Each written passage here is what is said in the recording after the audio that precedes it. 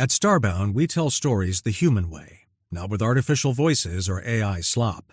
In the end, what's HFY without humanity? Subscribe to keep it this way. My name's General G. Let's begin. It was the space pirates. They came to our world and we had to flee just to survive. The small Sativ ambassador Abi sobbed as he spoke, tears streaming through his bright orange fur. We failed as warriors. We couldn't protect our home. He stood atop the massive Galactic Council table once again, gripping the edges of the microphone stand that had been adjusted down to his diminutive height. Even with the amplification, even standing on the table itself where everyone could see him, Abi felt impossibly small. The curved amphitheater stretched around him, tier upon tier of seats occupied by representatives from dozens of species, all staring down at him. His small paws trembled against the metal stand. Abi cut a pitiful figure. He was, like all Sativ, roughly the size of an Earth housecat, a compact round body covered entirely in that bright orange fur that now looked matted and unkempt from stress. His eyes, disproportionately large for his face, were red-rimmed and glistening with fresh tears. His wide mouth trembled, revealing the tiny pointed teeth within as he struggled to continue speaking. But most telling were his antennae, those distinctive stalks sprouting from his head, each topped with a fluffy pom-pom. They drooped low, nearly touching his shoulders, quivering with grief and shame. To his right, seated in the human delegation's chair, Ambassador George Hampton watched in silence. The tall man's face was grave, his jaw set, his dark eyes fixed not on Abi, but on the other representatives scattered throughout the chamber. We had no choice, Abi continued, his voice breaking. The Kraith pirates came with warships, dozens of them. They had weapons we'd never seen, shields that absorbed our fire. We tried to fight. We tried to defend our cities, but... His voice cracked completely, and he had to pause, wiping at his large eyes with one small paw. We evacuated everyone we could. 3,000 ships, filled with civilians, families, children. We abandoned our homeworld because we couldn't protect it. A sound rippled through the chamber. Not sympathy. Laughter. It started as snickers from the upper tiers, then grew. The insectoid representative of the Great Collective, a towering being with multiple limbs and compound eyes, leaned forward in his seat. The mighty Sativ warriors, the insectoid's translator rendered his clicking speech into standard.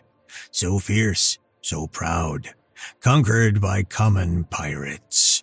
More clicking that sounded distinctly like laughter. Perhaps you should have spent less time declaring war on species you couldn't defeat, and more time defending your own territory. This is what happens to those who bark louder than they bite. More laughter erupted, this time from multiple sections of the chamber. Abi's antennae drooped even lower, his pom-poms dragging against the table surface. I agree completely, came another voice, this one from Hizip, the representative of the Furred faction, a coalition of mammalian species who had always resented the Sativ's inclusion in their category. Hizip was covered in sleek silver fur, easily 3 times Abi's size, with a long snout and intelligent eyes that now glittered with contempt. We of the Furred Collective do not claim the Sativ as one of our own. Losing one's homeworld to pirates? Pathetic. And for a species that love to brag about their warrior nature, this is beyond embarrassing. You've disgraced all mammalian species with your weakness. Maybe, the avian leader began from across the chamber, his crest feathers fluttering. They should have tried declaring war on the pirates, like that time they've tried. Bang! The sound of a fist striking the council table reverberated through the chamber like a thunderclap. The entire structure shook, and Abi's knees buckled, nearly sending him tumbling. He grabbed the microphone stand desperately, his heart hammering as he looked to his right. Ambassador George Hampton had risen from his seat. His fist was still pressed against the table, and his face was terrible to behold. Not angry in the explosive way some species showed rage, but cold, controlled, dangerous. His eyes swept across the chamber, meeting the gaze of each representative who had laughed, and one by one they fell silent. "Are you finished?" George's voice was quiet but clear. "Are you quite finished mocking a species that just lost everything? Making jokes while refugees flee their burning homeworld?" The silence deepened. Nobody spoke. Nobody moved. "You should be ashamed of yourselves," George continued, his words precise and cutting. "Every single one of you. A civilization is in crisis. Families are homeless. An entire culture has been displaced by violence. And your response is to laugh? To mock them for not being warriors enough?" He paused, letting that sink in. "The Sativ came here for help. They came to this council, the institution that claims to uphold peace and cooperation among species, and you respond with cruelty." Several representatives had the decency to look down at their consoles. Others found sudden interest in the walls. Whether it was shame finally taking root, or simply fear of the human Death Worlder's displeasure, Abi couldn't tell. Humans were rumored to be the fiercest species in the council, survivors of a brutal death world, capable of violence that made other species uncomfortable just to contemplate. Right now, seeing George's cold fury, Abi believed every rumor. The silence stretched for another long moment. Then George's expression softened, and he turned to Abi. The transformation was remarkable. The cold anger melted away, replaced by genuine warmth. "Abi?" George said gently, kneeling down so he was closer to eye level with the small figure on the table. "While the council sorts out long-term arrangements for your people, and they will sort them out, I'll make certain of that, I'd like to extend an invitation on behalf of Earth. Would you and your people like to spend a week with us? Not as refugees, but as our honored guests. Just for a few days while we figure out the next steps." Abi's antennae moved uncertainly. He wiped at his eyes again, trying to compose himself. We don't want to be a burden. We've already been humiliated enough today." "You wouldn't be a burden," George assured him, "and I can promise you something." He leaned in, his voice taking on a conspiratorial tone that somehow made Abi feel like they were the only two beings in the chamber. "Every single member of your species will get cotton candy and ice cream, plus all kinds of candy you've never tried yet. Chocolate bars, gummy bears, lollipops, rock candy, taffy. Earth has more types of candy than you can imagine." Abi felt his traitorous antennae perk up at the mention of sweets. His mouth watered at the memory of that chocolate ice cream from their first visit to Earth. Cotton candy? He'd read about it in the databases. Spun sugar in colorful clouds. And there were more types of candy, more frozen treats? He tried desperately to keep his expression neutral, knowing that if he showed too much enthusiasm, the other representatives would mock him even more. Weak species conquered by sugar, they'd say. The warrior race defeated by desserts. His antennae wanted to spring fully upright with excitement, but he forced them to remain at a dignified half-mast. "That is acceptable," Abi managed, trying to sound formal and composed rather than eager. "We accept your generous offer, Ambassador Hampton. The Sativ people would be honored to accept Earth's hospitality while the Council addresses our situation." George smiled and extended his hand. That human gesture of goodwill, a handshake. Abi was profoundly grateful for the formality of it. They were in public, surrounded by representatives who had just spent the last 10 minutes mocking his people. A handshake was dignified, professional, appropriate for ambassadors. If they had been alone, Abi knew George would have just patted his head. And the worst part was that Abi would have let him, because it was actually quite comforting. But here in front of everyone, a handshake allowed him to maintain at least a shred of dignity. Abi placed his tiny paw in George's massive hand, and they shook, once, twice, 3 times. Professional, diplomatic. No one could mock him for this. Even if, deep inside, past all the grief and shame and exhaustion, a small part of Abi was already wondering what cotton candy tasted like, and whether Earth had any chocolate ice cream left. One day later, the Sativ fleet approached Earth for refuge, hope, and worry equally present across the fleet. Commander Abi pressed his small paws against the viewport, watching the planet swell from a distant marble into a vast sphere of blues and greens. Behind him, General Lax paced. The purple-furred veteran had worn a path in the deck plating over the past hour, his antennae moving up and down in an erratic rhythm that betrayed his inner turmoil. General Izzy, Pip, and the others watched from their stations, the nervous energy on the bridge thick enough to taste. "Commander," General Lax's voice cut through Abi's thoughts. "What if they change their minds? What if they remember we declared war on them?" "The humans accepted us," Abi said. "Ambassador Hampton personally invited us." "Yes, but that was before," General Izzy interjected, her bright pink fur somehow looking less vibrant than usual. "That was at the council, with everyone watching. Now that we're actually coming here with millions of us requiring food and space, what if they've reconsidered?" From the navigation station, young Pip's voice wavered slightly. "We're approaching Earth's outer atmosphere. Still receiving clearance signals, Commander. They're guiding us to landing coordinates." "See?" Abi gestured at the console. "They're still welcoming us." Pip's antennae tilted in confusion. "There's something unusual with our landing coordinates, sir." Abi moved to the navigation station, his small legs carrying him across the bridge. "Show me." The display shifted, and text appeared. Sports Stadium, Civilian Recreation Facility, capacity 80,000 humans. General Lax stopped pacing, stopping beside Abi. "That's not a spaceport. It's a trap," General Izzy added, moving closer. Her voice was flat, certain. "They're herding us into an enclosed space." Abi studied the image. The stadium's field showed rows of colorful dots, tents, the database labeled them. Medical stations, distribution centers. The humans had transformed their recreational facility into a complete refugee reception area. "No," Abi's voice cut through the bridge's tension.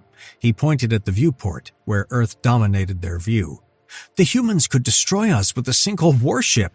They don't need tricks. If they wanted us gone, we'd already be scattered atoms." Silence answered him. Even Lax's pacing stopped. "Pip," Abi returned to his command chair. "Confirm landing clearance and begin descent protocols." "Yes, Commander." The ship shuddered as they entered Earth's atmosphere. Clouds parted around them like curtains, revealing the surface in increasing detail. Cities sprawled like circuits across the continents. Pip guided them down with the skill of someone determined to prove himself. The 300 ships of the Sativ fleet descended in perfect formation, their hulls gleaming in Earth's sun. The stadium's details resolved as they dropped lower. Abi could see the individual tents now, hundreds of them arranged in neat rows across the field. Between them, larger structures rose. Medical tents with Red Cross symbols. Distribution centers with supplies stacked high. Information booths staffed by waiting humans. General Lax pressed against the viewport beside Abi, his breath fogging the glass. "They did all this for us." His voice hardly reached a whisper. "They actually prepared." Abi felt his throat tighten. He'd hoped for help, but seeing it, the scale, the care, the obvious effort, overwhelmed him. The ships settled onto the field one by one, landing gears extending in an orderly formation. Abi's vessel touched down first, positioned at the formation's head.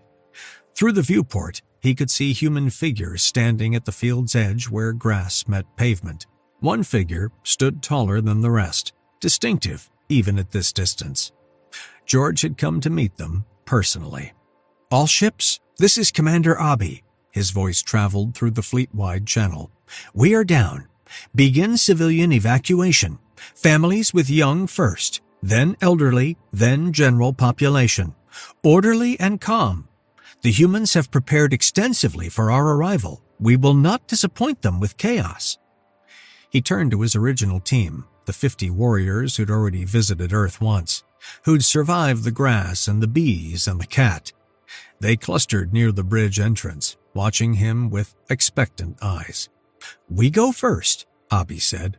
"Assess the situation, confirm safety, then help coordinate the civilian evacuation. Millions are depending on us to do this right." Captain Mira stepped forward, her brown fur sleek and her antennae rigid with determination. Behind her, the others followed with similar expressions. They were nervous. They were trying to hide it, just like true warriors should. "Remember," he told them as they walked to the hatch, "we are friends with humanity. We are not trying to conquer Earth. There's nothing to fear." The hatch cycled open. Sunlight flooded in as the ramp extended downward. Abi walked to the ramp's edge and stopped. The stadium field stretched before him, vast and green. The grass here looked different from the park he had once visited. Shorter, more uniform, clearly maintained. But still grass, still potentially dangerous to their paws. "Careful with every step," Avi commanded. "Test your footing. Watch for insects. Follow my lead." He started down the ramp, his small legs taking it slow. Behind him, 50 pairs of paws moved in synchronized caution, taking them across the vast field. George Hampton approached them from the entrance, and Abi was struck again by the sheer scale of humans. The ambassador stood nearly 2 meters tall, his shadow stretching across multiple sativ as he drew near. He knelt down, folding those long legs, bringing himself to a height that was merely towering rather than overwhelming. His smile reached his eyes. No mockery lived there, no condescension, just genuine warmth. "Welcome back to Earth, Commander Abi." George's voice was gentle. "Welcome, all of you." Abi felt his antennae rise in optimism. Around him, his warriors clustered closer, forming a small furball huddle of curiosity and nervousness. George's gaze swept across the group, and his smile widened. "I remember you, the brave ones who tried ice cream first." He gestured toward the stadium tunnel. "This time, we're doing this properly. You're staying for at least a week. So, let me show you around. I want you to feel at home here." He stood and started walking, then immediately slowed his pace, adjusting his stride to accommodate their shorter legs. The gesture was subtle, unconscious, the mark of someone who thought about others' needs without making a show of it. They followed him through the tunnel, their paws pattering against concrete. The tunnel's cool shadows gave way to bright sunlight as they emerged on the other side. Every sativ stopped walking. Several warriors' mouths fell open. Antennae shot up so fast that pom-poms bounced.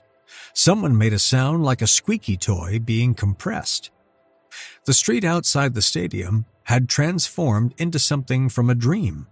Food trucks lined both sides of the road in colorful rows that stretched to the horizon.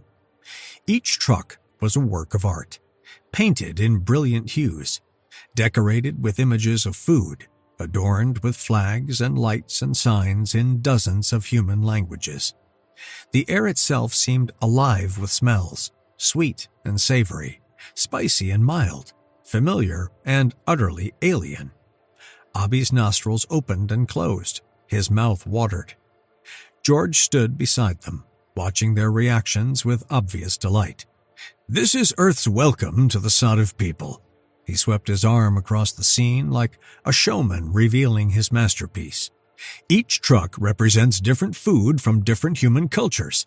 Over the next week, you'll try everything. But let me give you the tour first."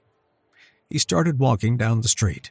The sativ group followed like ducklings, trailing their mother, a small, fluffy parade of curious warriors. George stopped at the first truck.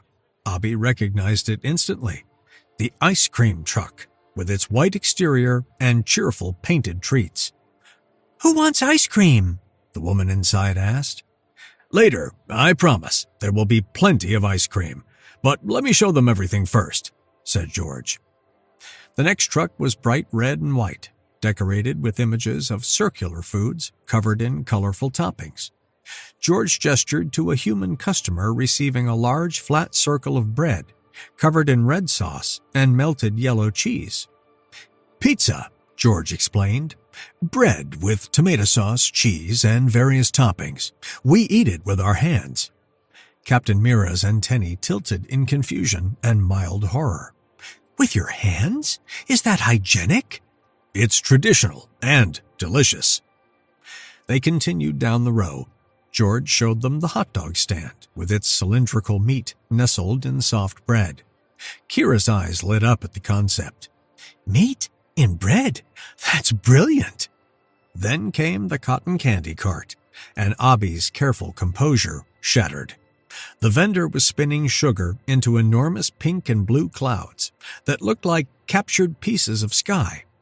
They were impossibly fluffy, impossibly colorful, impossibly wonderful.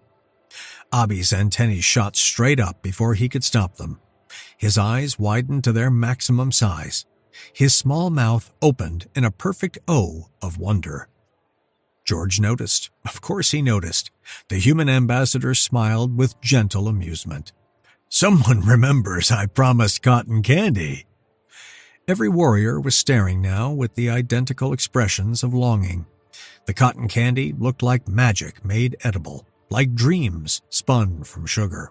"We will definitely be trying that," Abby managed, trying to sound dignified while his antennae betrayed his excitement. More trucks followed. Burgers that smelled rich and complex, crepes and waffles that looked delicate and golden, an Asian food truck where a chef was folding dumplings. Abby should have been building excitement with each new sight and smell. Instead, a different weight was growing in his chest. The numbers kept adding up in his mind. Dozens of food trucks, a converted stadium, supplies for millions, medical facilities, staff, resources. His antennae began to droop. How much was this costing humanity? The Sadiv had nothing to offer in return. No trade goods, no resources, no technology Earth didn't already possess.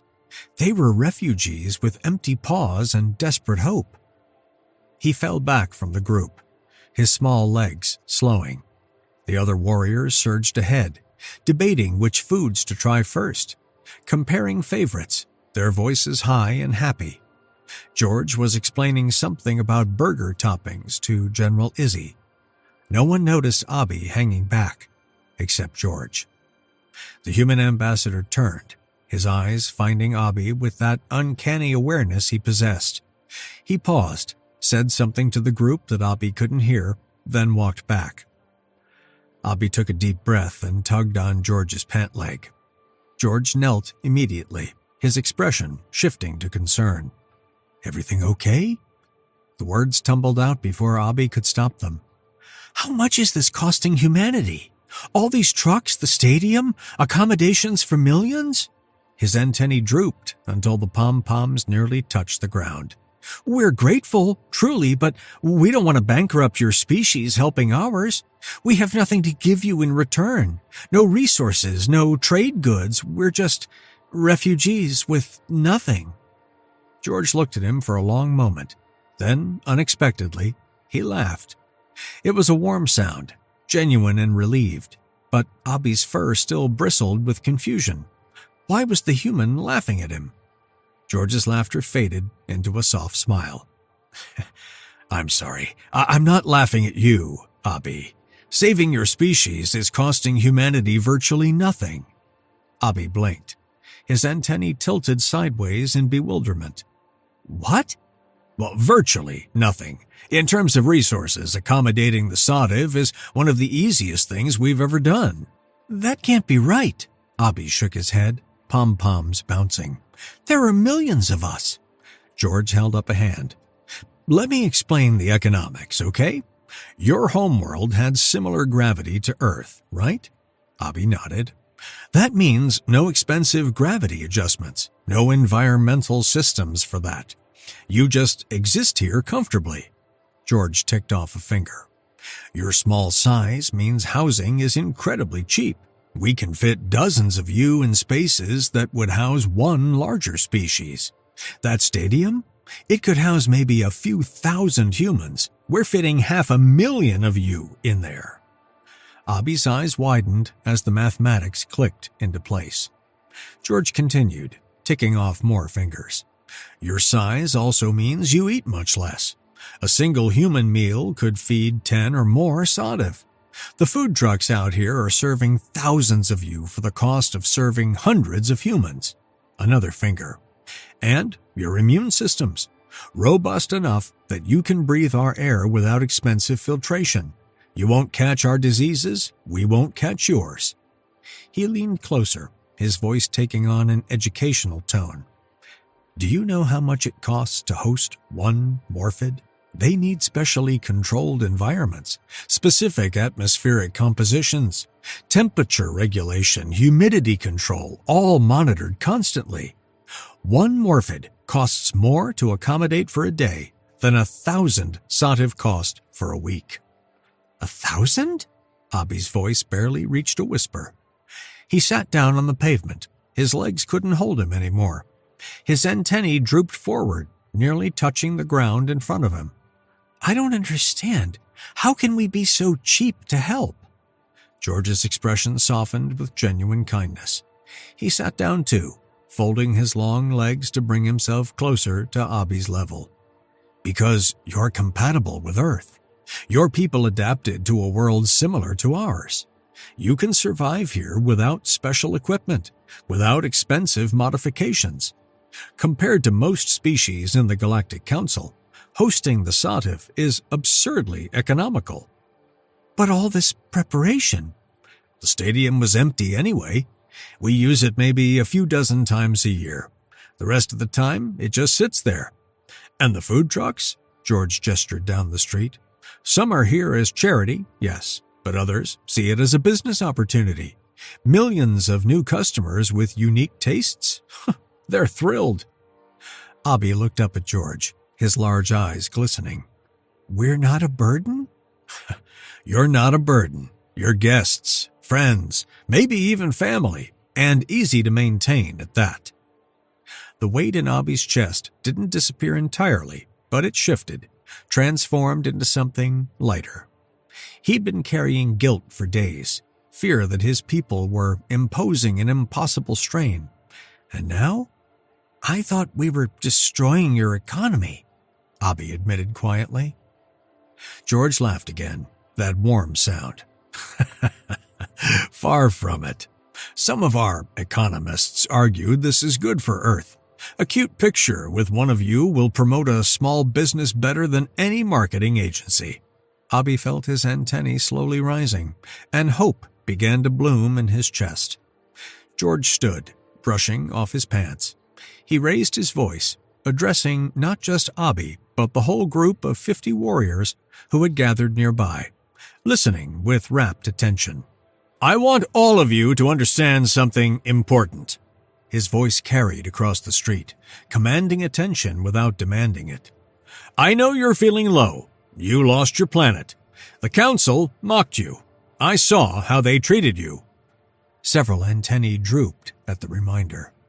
But I want you to remember something. George's voice grew stronger, fiercer. Most species in the Council are bigger than you, stronger than you in some ways. They love to brag about it. Warriors shifted uncomfortably, clearly remembering specific insults. But you know what? George's expression transformed into something fierce and proud. Most of them are too afraid to come anywhere near Earth without environmental suits. Abby saw several warriors' antennae perk up with sudden interest. Kira's mouth fell open slightly. General Lax stood straighter. But you? George gestured at all of them with both hands. You Sativ can walk on a death world and be just fine. You can breathe our air without filters. You walk in our gravity without assistance. You eat our food without getting sick. You touch our plants, encounter our wildlife, and survive. Only a true warrior species can have a good time here on Earth without special equipment." Captain Mira spoke slowly, as if the realization was just hitting her. "We can survive Earth unprotected." "The Hyssop couldn't do that," someone else added. "The ones who laughed at us couldn't even land here safely," Kira said, her voice growing stronger with each word. "Exactly," George nodded firmly. "You're tough enough to handle a death world naturally. That's not weakness as far as I am concerned." The warriors were standing taller now. Their antennae rose like a forest of colorful stalks, pom-poms swaying with renewed confidence. Their small bodies seemed larger somehow, filled with pride instead of shame. "So, don't let mean comments hurt your warrior spirit." George's voice softened. "Don't let losing your planet define you. You're here. You're strong. You're survivors. You survived a pirate attack. You survived fleeing your homeworld. And you can survive a whole week on Earth. Remember that." Silence followed his words. Then General Lax raised one small paw in the air. "We are survivors!" "We are warriors!" General Izzy added, her pink fur bristling with renewed pride. The chorus grew, 50 voices shouting affirmations in high-pitched determination. The sound echoed off the food trucks, bounced between buildings, rose toward Earth's sky. George let them have their moment. Then, when the shouting faded to excited murmurs, he smiled. "Now, how about that ice cream I promised?" The response was immediate and chaotic. Warriors bounced with excitement, multiple voices calling out at once in a cacophony of enthusiasm as they rushed to the ice cream truck. From where he sat, Abi could see warriors comparing flavors, laughing, bouncing with sugar-induced joy. For the first time since fleeing their homeworld, his people looked genuinely happy. But one worry still gnawed at him. It sat in his chest like a cold stone, refusing to be warmed by ice cream promises or kind words. "George," Abi's expression grew serious, his antennae lowered. "I'm still worried about our homeworld." George looked down at him, waiting silently. "Pirate King Grossar and his fleet," Abi's voice dropped to barely above a whisper. "They conquered our planet in hours." His small paws clenched into fists. "What if they decide to come after us here? What if they track us to Earth and attack?" George scratched his chin thoughtfully. Abi watched the gesture, noting the way the human's expression shifted. A slight smile crossed George's face. Not quite amused, but something close to it. Something knowing. Something that suggested he was holding information he found particularly interesting. "About that," George said. At the same time, in a dark interrogation room on the other side of the galaxy, Pirate King Grossar found himself bound by energy cuffs. His forearms were locked behind his back, the restraints digging into his thick gray skin. Confusion crossed his mind like storm clouds gathering, dark, turbulent, and increasingly ominous. He couldn't understand any of this. The enforcers of the Galactic Council had descended on his fleet with a decisiveness that shocked him. No negotiations, no warnings, no demands for surrender. They'd simply appeared, overwhelmed his ships with superior firepower, and extracted him and his entire crew within hours. The Kraith pirates, feared across multiple star systems, had been taken down like amateur smugglers. For decades, Grossar had operated with impunity. The Council enforcers had always seen his enormous size, nearly 3 meters tall and twice as wide as most species, and his thick gray hide that could deflect standard weapon fire, and they backed off. When he held 4 energy pistols simultaneously, one in each of his 4 powerful arms, even the bravest officers found reasons to look the other way. Space piracy was, after all, a minor concern when weighed against the cost of confronting someone like him and his crew. The law had always preferred leaving him alone. It was easier, cheaper, safer. So what had changed? The door to the interrogation suddenly opened, flooding the dim space with harsh light from the corridor beyond. Grossar squinted against the brightness, his four eyes adjusting slowly. A figure entered, green scales, a reptilian officer whose species Grossar vaguely recognized as part of the Council's enforcement division. The officer moved with economical steps, carrying a datapad that glowed in the dimness. The reptilian simply placed the datapad on the metal table between them. The screen showed an image of a barren planet, all gray stone and harsh angles, with massive fortress-like structures visible from orbit. "You and your crew will serve your life sentences here," the officer said. "Detention World 7, maximum security. No parole, no appeals." Grossar stared at the image, then at the officer, then back at the image, his forearms strained against the cuffs. "Life sentence?" His voice rumbled like stones grinding together. "There hasn't been a trial. There hasn't been any legal process. You can't just—" "The sentence has been determined," the officer interrupted calmly. "Do you have any questions about the facility itself?" "Questions?" Grossar's voice rose to a roar. "Why wasn't there a trial? Why was the Council so decisive and violent? Why did the galactic military intervene in a matter of simple space piracy?" He leaned forward as much as his restraints allowed, his massive frame making the interrogation chair creak. "We took one backwater planet from a species nobody cares about. This level of response is madness." It was unusual. More than unusual, it was completely outside normal Council response. Space pirates operated in a gray area, precisely because the Council couldn't be bothered to police every system. As long as you avoided the major trade routes and important species, you could carve out territory with minimal interference. That's how it had always worked. The reptilian officer tilted his head, his scales shifting color slightly, in what might have been curiosity or amusement. "Do you know whose planet you took?" Grossar's forearms flexed with irritation. "Of course I know! Those furballs that no one in the Council respects. Those little creatures who think themselves warriors," he snorted, a sound like boulders rolling down a mountain. "Those failures of evolution who can barely reach a grown being's knee. They're a joke. Everyone laughs at them. They have no allies, no power, no influence." The officer's expression didn't change, but something in his posture shifted.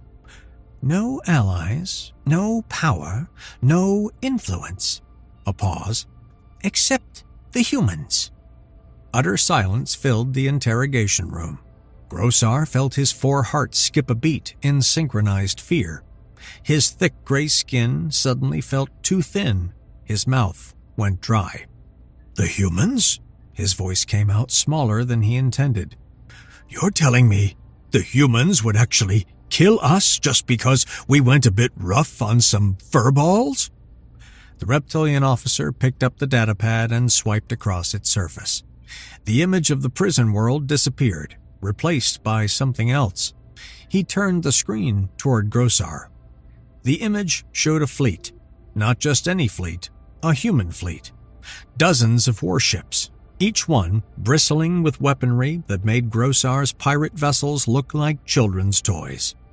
The lead ships were massive, their hulls dark and angular, designed not for show, but for action. The image was time-stamped, showing coordinates that made Grossar's blood run cold. "Earth's Fourth Fleet," the officer said calmly. "This image was taken 3 hours ago. They were approximately 6 hours from reaching the Scifi homeworld when we arrested you and your entire crew." Grossar stared at the image. His four eyes tracked across the screen, counting ships, noting weapon configurations, calculating firepower. The mathematics of his own death played out in his mind with terrible clarity. We imprisoned you without a trial," the officer continued, his voice taking on an almost conversational tone. "And you will face a life sentence not because the galaxy suddenly developed affection for the Sativ. We did it for your own safety. You were about to meet Yameka, Pirate King Grossar. We simply intervened to avoid more trouble." The shock in Grossar's eyes was visible even in the dim light. All 4 of his pupils had contracted to pinpoints.